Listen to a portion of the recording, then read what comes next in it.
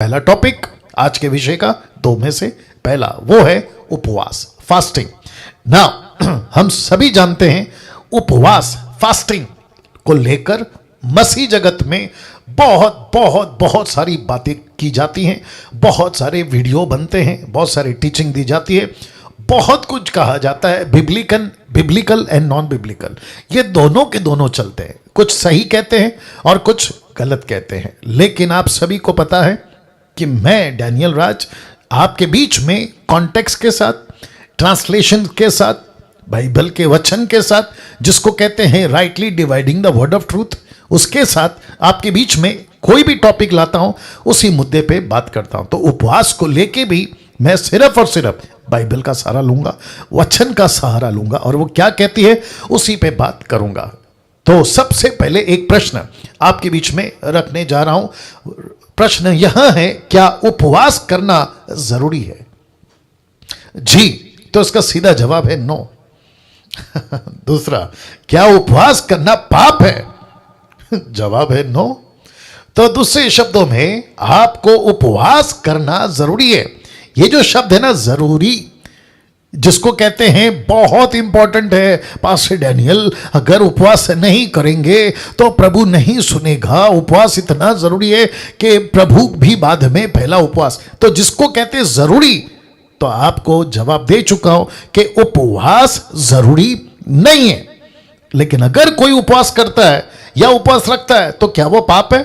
दूसरे शब्दों में, क्या वो गलत कर रहा है? तो सीधा जवाब है नो, कोई गलती नहीं है। आपको उपवास करना है, आप कर सकते हैं, लेकिन प्रश्न क्या था?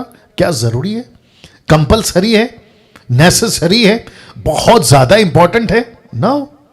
आपका फेथ, आपका यीशु, आपका प्रार्थना, आपका वचन, आपका रिश्ता, आपका कैरेक्टर प्रभु के साथ में, ये इंपॉर्टेंट है। आप उपवास को लेकर आज बहुत सारी बातें सीखेंगे, तो मैं रिक्वेस्ट करता हूं आखिर तक बने रहें। यूट्यूब वालों, अगर आप लोग देख रहे हैं, क्योंकि जल्दबाजी में आप लोग कुछ लाइनें देखते हैं और कहते हैं अरे नहीं समझ में आ रहा, तो ऐसा मत करिए, क्योंकि लूसीफर बहुत स्मार्ट है। लूसीफर क्या करता है ना, आपका जो इंटरेस्ट है ना वो डालने नहीं देता है, वचन को सीखने नहीं देता है। वो बहुत कनिंग है, बहुत चालाक है, और आपको कुछ सत्य की बातों से आपको क्या कहते हैं ना, डिवाइड कर देगा, महरूम कर देगा, दूर कर देगा। लेकिन मैं चाहता हूं आज की जो ये टॉपिक है उपवास और फेथ, उसको आप लोग जरूर सुनेगा। चलिए वापस आते हैं। क्या उपवास जरूरी है? नो। क्या उपवास करना पाप है? नो। ये दोनों आपको बता दिया। नाउ लिखा है उपवास तभी करना चाहिए, बहुत ध्यान से देखिएगा, उपवास तभी करना चाहिए जब पवित्र आत्मा अगुवाई करता है। सो सिंपल ना, कितनी सीधी बात है। तो जिसका मतलब है कि आपको उपवास करना है, लेकिन कब? जब पवित्र आत्मा अगुवाई करे तब। क्योंकि कोई कर रहा है, क्योंकि आपने किसी को करते देखा, कोई कर रहा है, इसलिए मत करिए।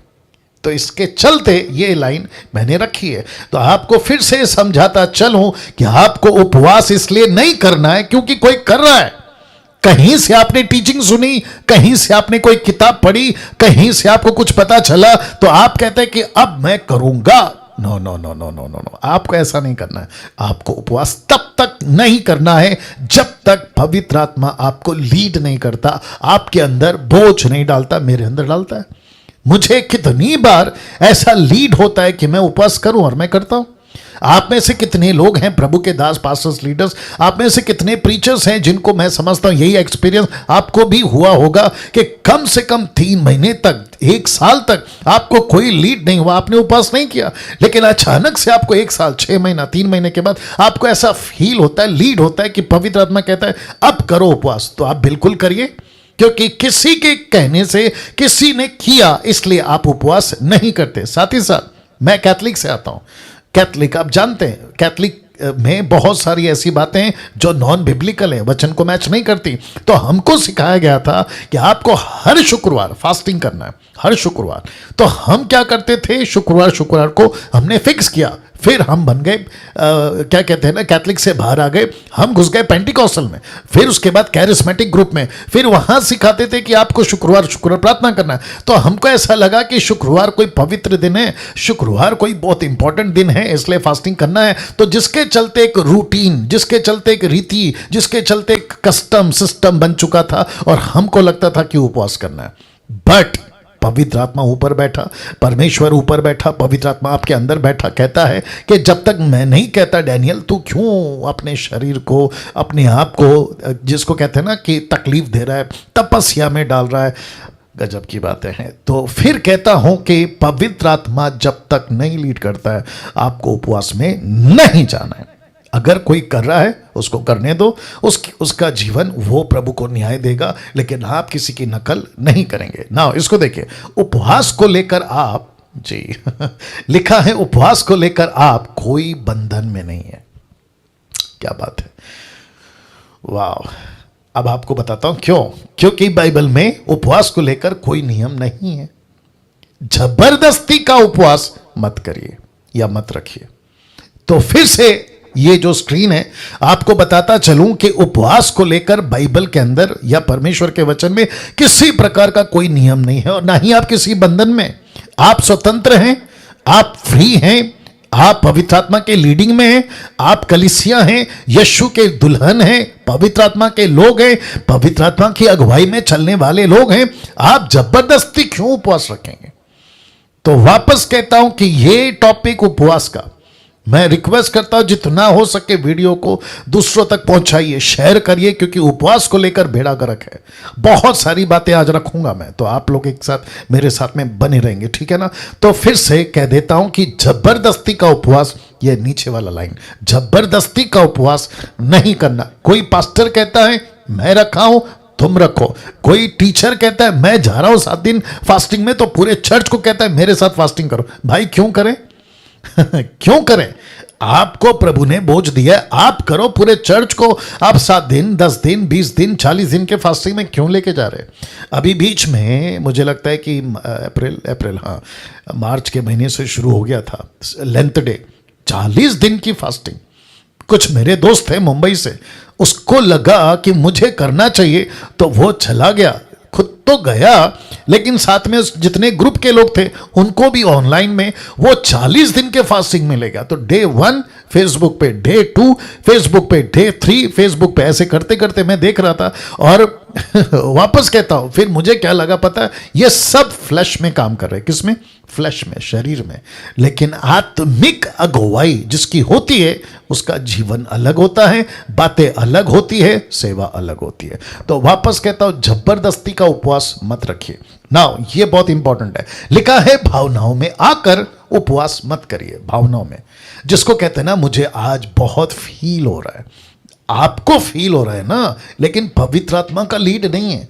आपने किसी अफ्रीकन प्रीचर को देखा कि वो कह रहा है कि मैं फास्टिंग में गया, मुझे पावर मिला, मैं फास्टिंग में गया, मुझे ये मिला। मैं तो उसको रखूंगा कि क्या मिलता है, क्या नहीं मिलता है, और कौन लीड कर रहा है। लेकिन किसी भी प्रकार के इमोशनली होकर या भावना में आकर आपको उपवास नहीं करना है। मैं रिपीट करता हूं, नहीं करना है ना। इसको भी देखिए, कई सेवकों ने अपनी जान गंवाई है,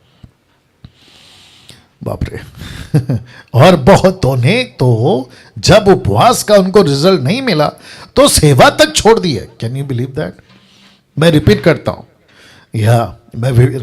हूं, उपवास किया 40 दिन और मर गए। क्यों? क्योंकि इतना कठोर और इतना सख्त उपवास किया कि पानी तक नहीं पीते थे। अगर पानी भी पीते थे तो 24 घंटे में 1 या 2 बार। और आपका जो शरीर है ना, उसको लिक्विड चाहिए। आपका जो शरीर है उसको खाना चाहिए। आपका जो शरीर है वो उस सिस्टम से बना है कि आपको 24 घंटे में आपका जो शरीर है वो मांगता है। और याद रखो, माय गुडनेस गेट रेडी, आपका शरीर आपका नहीं है, आपका शरीर आपका नहीं है, ये पवित्र आत्मा का शरीर है।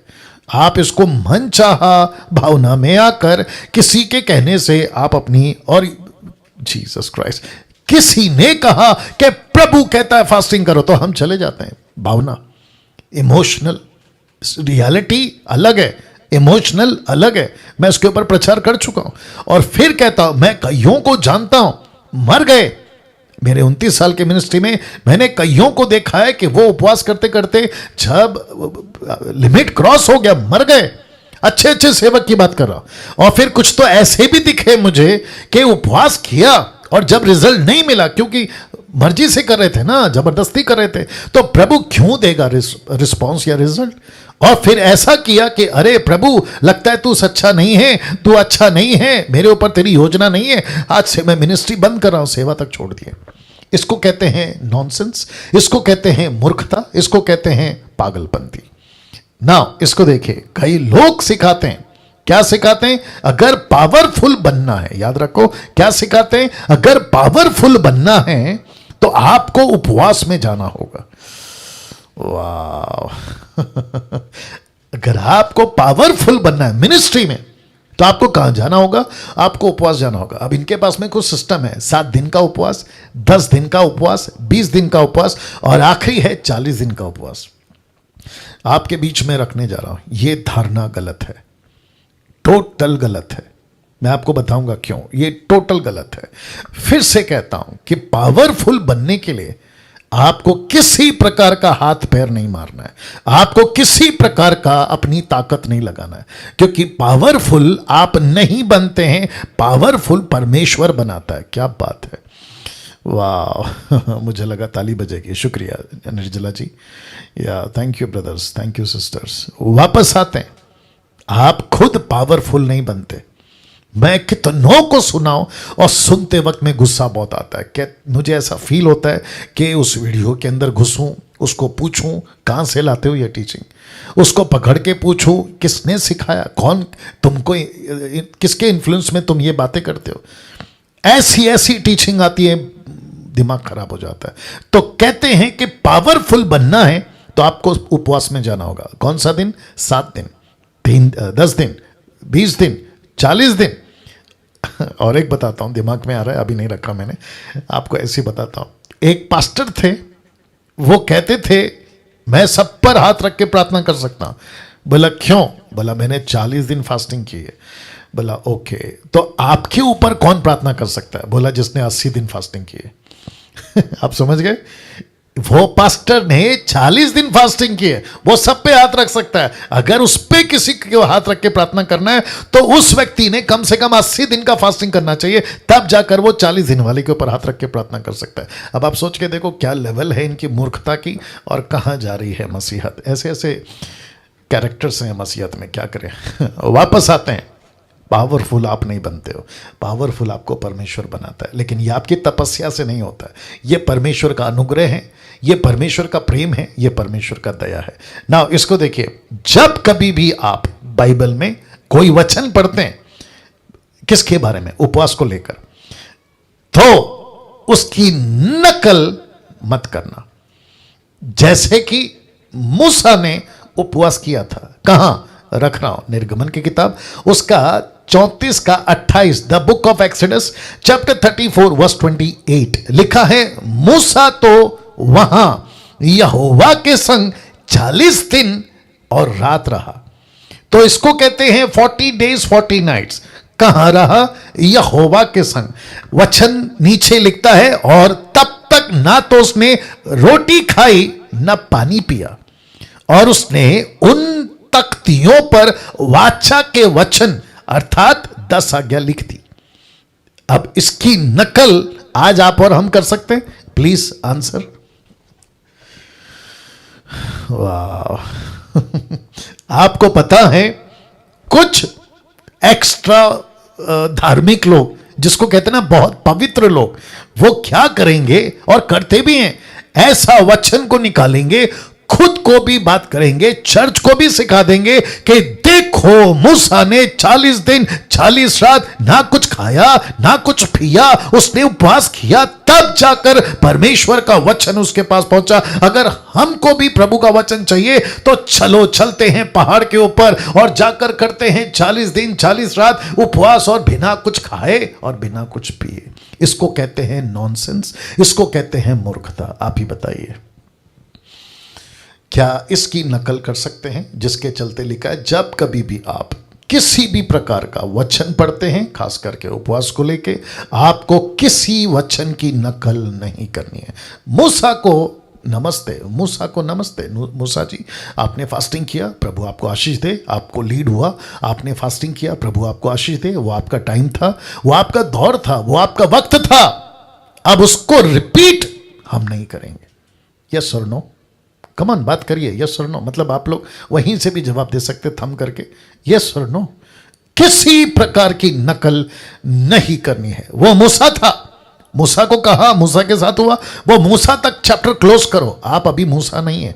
दूसरा, नकल किसकी करते? दानियल की, बाइबल वाला लिखा है दानियल ने भी उपवास किया था, रेफरेंस रख रहा हूं, दानियल की पुस्तक 10वां अध्याय वचन 3, the book of Daniel chapter 10 verse 3 लिखा है उन 3 सप्ताहों के पूरे होने तक।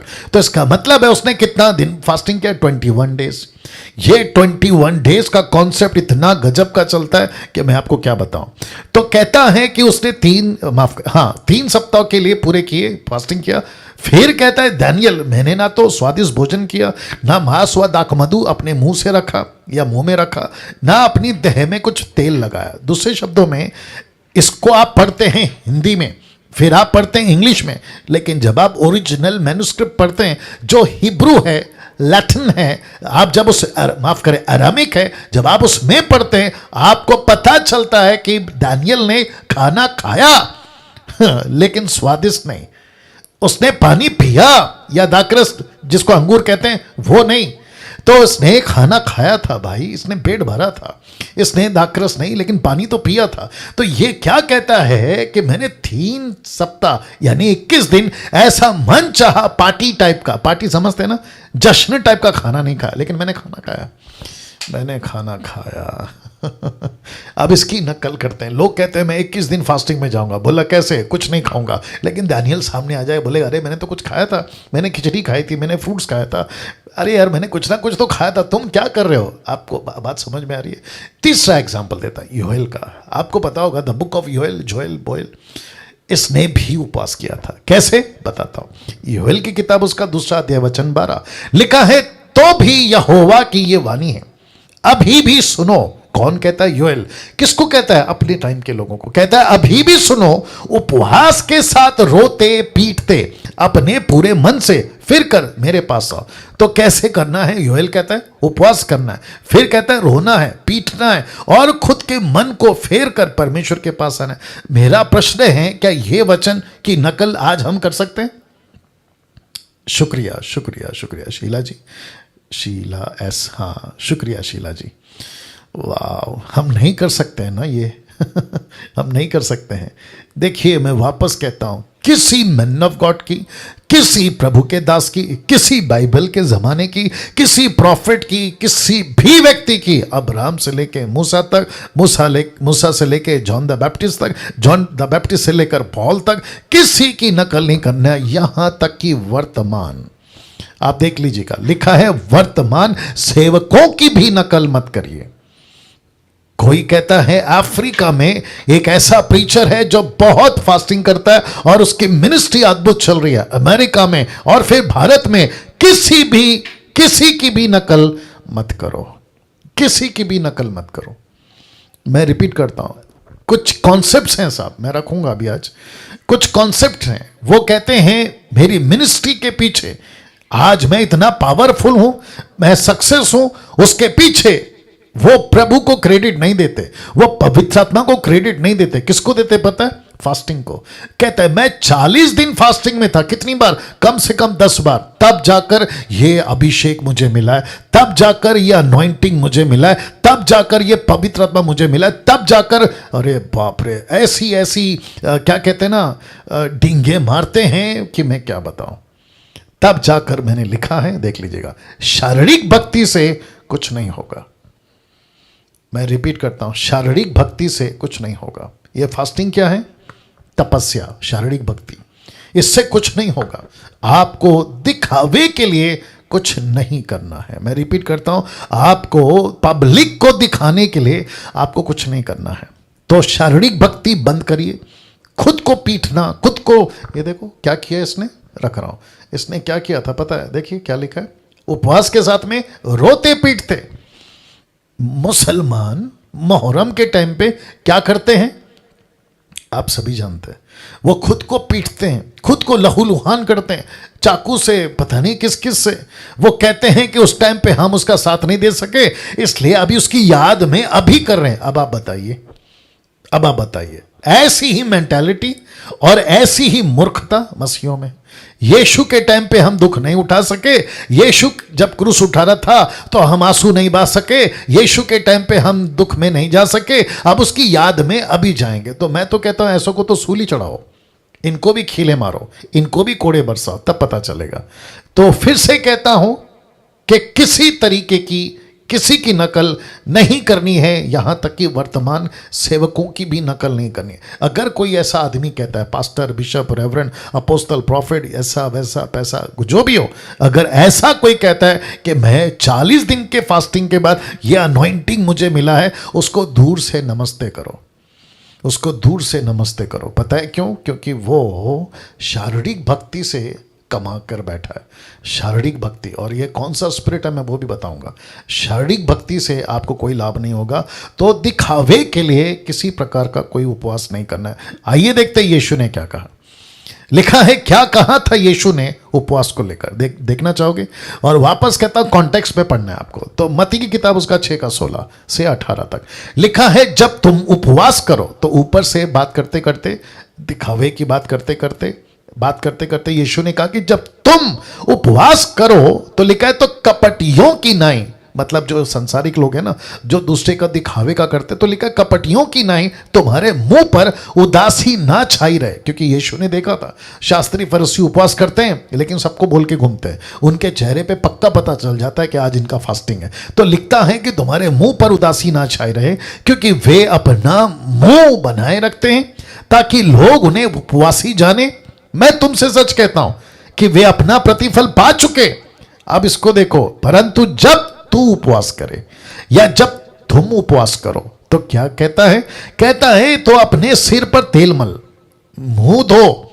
फिर कहता है ताकि लोग नहीं परंतु तेरा पिता जो गुप्त में है तुझे उपवासी जाने, और इस दशा में तेरा पिता जो गुप्त में देखता है तुझे प्रतिफल देगा। तो मैं दिखावे की फास्टिंग क्यों करूं?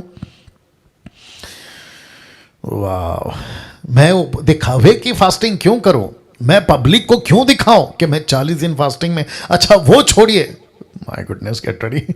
उपवास आपके और परमेश्वर के बीच की बात है। देखो ना, लिखा है ना, जब तू उपवास करे तो सिर पे तेल मल, मुंह धो, ताकि लोग नहीं तेरा पिता जो गुप्त में तुझे उपवासी जाने और तुझे वो प्रतिफल देगा। तो ये बिटवीन यू एंड फादर, ये कॉन्सेप्ट परमेश्वर को और आपका बीच का है। आपने उठाकर पब्लिक कर दिया, आपने उठाकर सार्वजनिक कर दिया, आपने तो डॉक्ट्रिन बना दिया। और आप, जीसस क्राइस्ट, यीशु कहता है मैं जब तक नहीं कहता तब तक फास्टिंग नहीं करना। पवित्र आत्मा कहता है मैं जब तक नहीं कहता आपको फास्टिंग में नहीं जाना। आप क्या कर रहे हैं? प्रभु, क्योंकि बाइबल में है उपवास के बारे में, तो मैं करता हूं और देखो मैं इतना उपवास कर रहा हूं, अभी मुझे दो। तो प्रभु कहता है नहीं बेटा, ये तो तेरी मर्जी है, मेरी मर्जी कहां है? अब कुछ चीजें आपके बीच में रख रहा हूं। आपको उपवास कब और क्यों करना चाहिए, ये रखने जा रहा हूं, ठीक है ना? तो फिर से कहता हूं, जो पहला सवाल पूछा था, क्या उपवास जरूरी है? नो। क्या उपवास करना पाप है? नो। तो फिर आंसर क्या है? जब तक प्रभु आपको लीड नहीं करता आपको उपवास नहीं करना है, सीधी बात है। ओके, आपको उपवास कब और क्यों क्वेश्चन मार्क करनी चाहिए, इसका जवाब देने जा रहा हूं। अगर आप लोग तैयार हैं तो मैं रख रहा हूं। Okay, now here we go. Ministry के लिए उपवास करो, मैं अप्रिशिएट करूंगा। मिनिस्ट्री के लिए आप उपवास करो। मिनिस्ट्री में कोई रुकावट है, उपवास करो। डंके की चोट पे बोल रहा हूं, उपवास करो। आप प्रभु के पास जा सकते हैं, प्रभु मेरी चर्च, मेरी मिनिस्ट्री, मेरा कुछ भी ठीक नहीं हो रहा है, मुझे कैसे मैं बैठूं, मैं कैसे प्रार्थना करूं? आपको मिनिस्ट्री के लिए उपवास करना है, गो हेड। मिनिस्ट्री में कोई रुकावट है, गो हेड, उपवास करो, बैठो प्रभु के पास में। प्रभु क्या बात है, मेरी सेवा क्यों नहीं बढ़ रही? मैं प्रचार करता हूं, लोगों का मन उद्धार क्यों नहीं पा रहा? मुझसे डिसाइपल क्यों नहीं तैयार हो रहे? मैं वचन को पढ़ता हूं, कोई चीजें समझ में नहीं आती। आप बेशक उपवास में जाइए, बेशक उपवास में जाइए, इसमें कोई दिक्कत नहीं है। आपको प्रूफ देता हूं, आपको कुछ प्रूफ देता हूं। प्रेरितों की किताब उसका 13 का 2 से 4 तक में लिखा है, जब वे उपवास सहित प्रभु की उपासना कर रहे थे। किसके सहित? उपवास के साथ। क्यों? क्योंकि उनको पता था कि मिनिस्ट्री को आगे बढ़ाना है।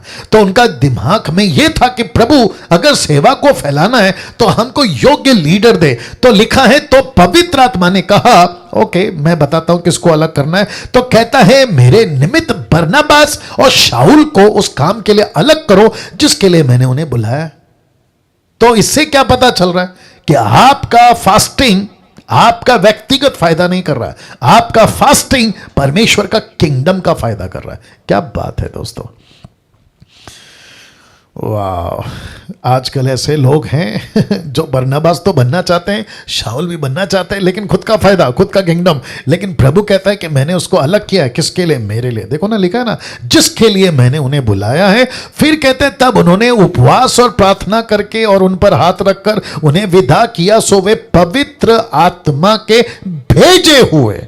जरा शब्द पे ध्यान दीजिएगा, उसको चर्च ने नहीं भेजा। निर्जला जी देखिए क्या गजब की चीज है। उनको संस्था ने नहीं भेजा, उनको डिनोमिनेशन ने नहीं भेजा, लिखा है पवित्र आत्मा ने भेजा।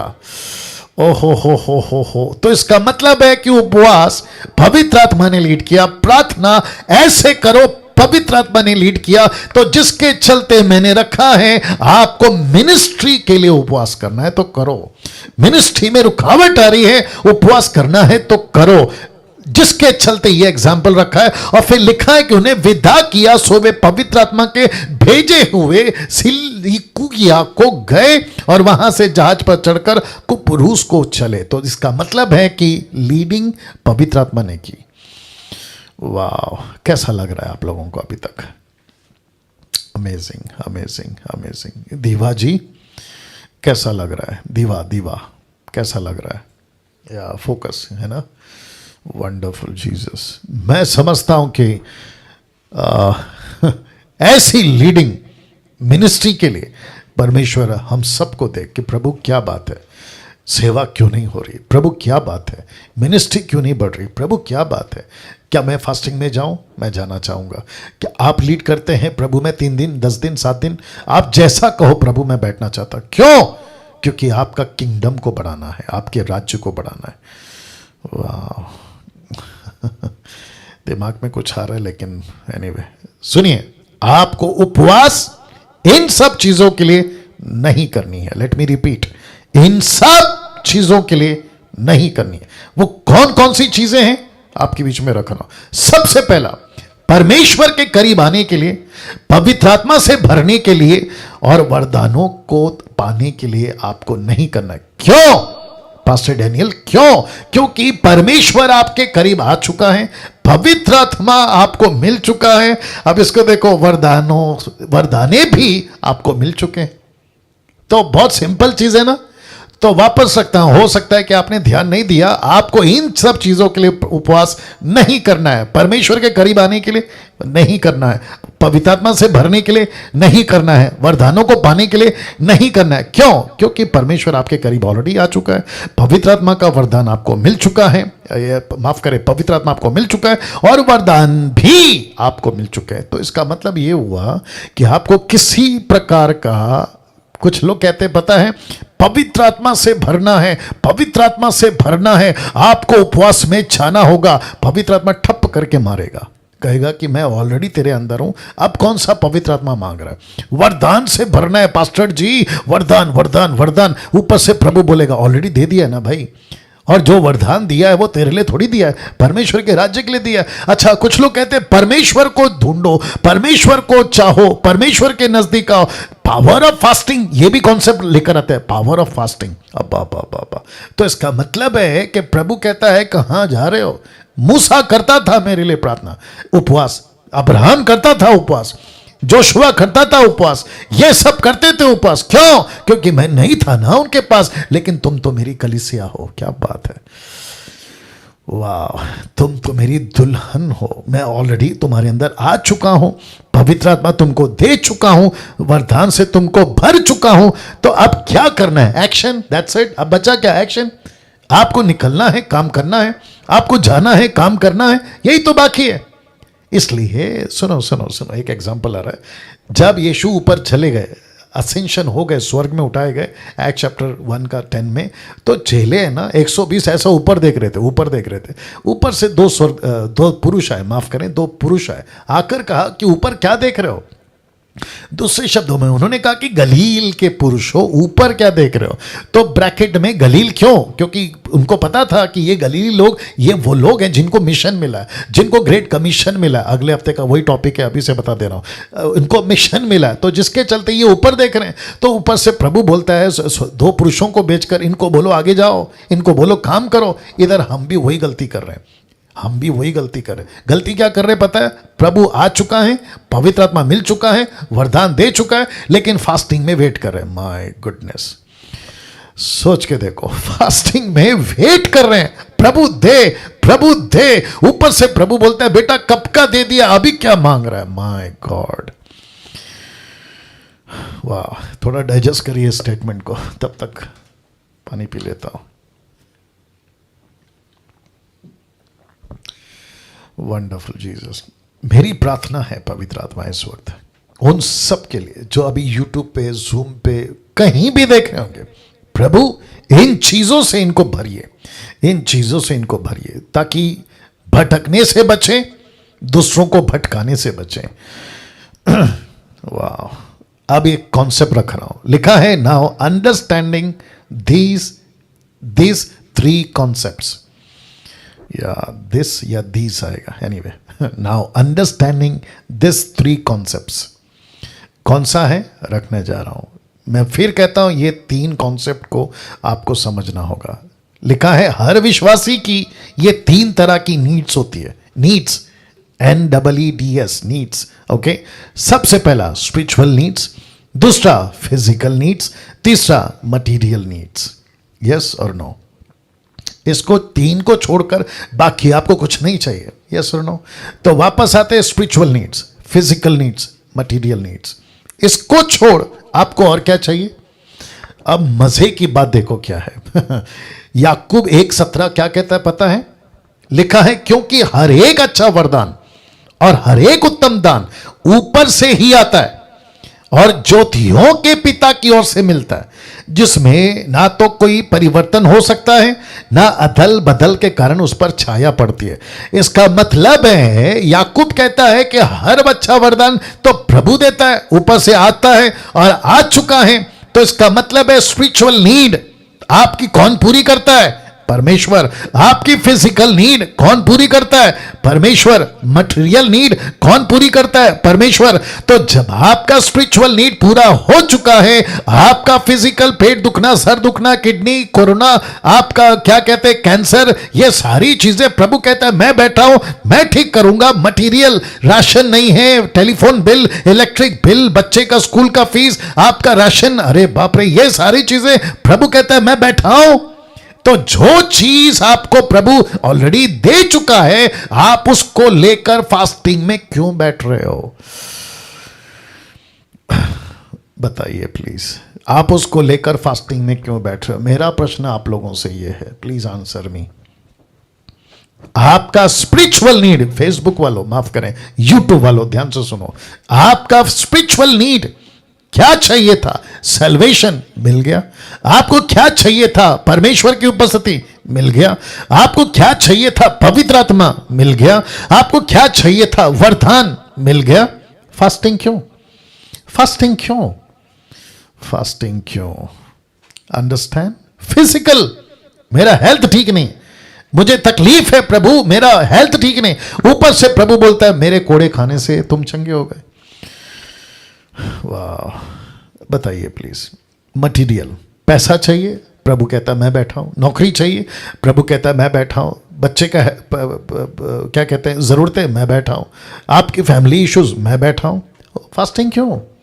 फास्टिंग सिर्फ और सिर्फ एक ही चीज के लिए करते हैं, और वह यह है कि प्रभु तेरा राज्य बढ़े। उसके लिए अगर आप मुझे लीड करते हैं, मैं पक्का जाऊंगा, मैं पक्का जाऊंगा। ये कॉन्सेप्ट आपको समझ में आ गया? नाउ इसको देखिए, आज मसीह समाज में उपवास, बहुत ध्यान दीजिएगा, आज मसीह समाज में उपवास खतरनाक होता जा रहा है। दुष्ट आत्माओं की मिनिस्ट्री को प्राप्त कर रहे हैं। Okay okay okay okay okay pastor Daniel, ये कैसे पॉसिबल है? मैं वापस कहता हूं, मेरा प्रचार सुना होगा।